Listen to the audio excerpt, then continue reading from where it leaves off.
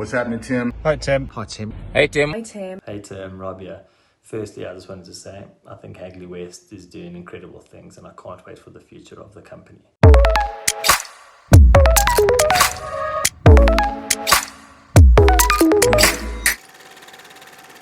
Right, I'm here in Thurso, on the northeast point of Scotland, about 15 miles away from John O'Groats, and I'm going to be answering your questions. I got a question for you, brother, and only because ever since I've known you, you've been grinding away at launching Hagley West, day in, day out. You're eating, living, breathing it. So, if you didn't have Hagley West, and there's no limitations, no consequences, you can paint the picture of your perfect average day. What would that look like? Wow, no Hagley West, what would I do? I think my perfect day would be something to do with my boys, something to do creatively.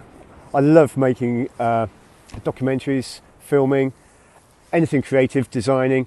But if it wasn't that, it'd probably go to the cricket. That's what I'd do. I'd go to the cricket or go to Menorca and play cricket in Menorca. Have a nice steak at Nicky's. That's what I'd do, nice steak at Nicky's. Was the day you met me in Dubai the highlight of your life so far? Absolutely.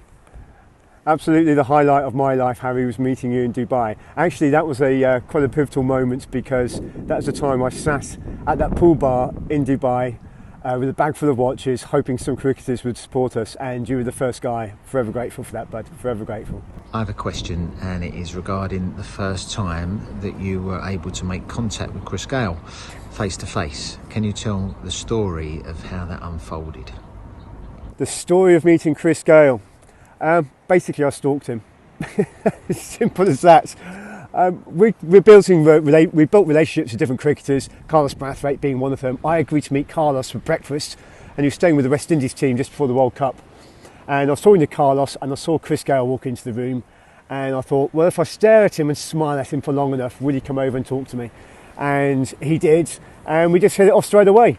So, yeah, it was a bit intimidating meeting Chris at first because he's a massive sporting superstar icon across the globe, but he's just a bloke, and he's a good bloke, and yeah, we hit it off, and then Chris was begging me for me to take him on, and I thought, yeah, I'll give you a chance, Chris. So I gave Chris a chance to become part of Hagley West. I wish it was just like that. What's up? It's the Universe Boss. Hope all is well with you and the family. I'd just like to say, keep doing what you're doing with the brand. You know, it's fantastic. I love your work ethic, and you know, I love your passion about the brand as well. You're doing a fantastic job, mate. You know, keep doing what you're doing with Hagley West. All right. My question to you would be, what give you that actual motivation and that drive to really take Hagley West from nothing to make it in something huge? Also, where do you see Hagley West in the next 5 years? What motivates me to keep or to take the brand big? Massive aspirations. I've just got big aspirations for what I'm doing. I've also got you as a partner, so I've got to keep you happy. That's a tough ask. And in 5 years, I want us to be a household brand. I want us to be known around the world. I want to have sold a watch in every single country around the world. More ranges, more watches, more content. We're going to be massive. That's my aim. We're going to be massive. In the Hagley West journey so far, which has been your most exciting moment? Well, most exciting moment is obviously meeting Harry Gurney in Dubai. According to him, anyway. I've got a question for you. You see a lot of brands these days coming together for a collaboration for usually a one-off piece. I'm wondering whether this is something that you've thought of, and if so, what brand would you collaborate with? Okay, well, as far as collaborations go, I'm not looking to any collaborations with any of the brands at the moment. So maybe something we look to in the future. To be honest, I'm not even thinking about that. The only collaborations I'm looking to at the moment are with charity organisations like the JP21 Foundation that we're backing. And also I've got some ideas around a bespoke watch with Chris and Jet, where the profits of that watch will go to his charity. So at the moment, everything is charity based.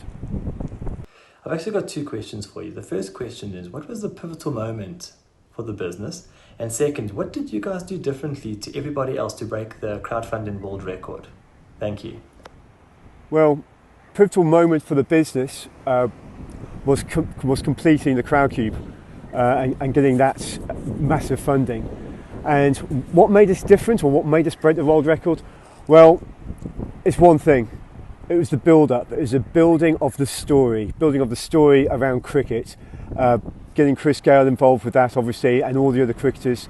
That's what made us different. That's why we were successful. That's why we broke the world record. It wasn't the actual crowdfunding event.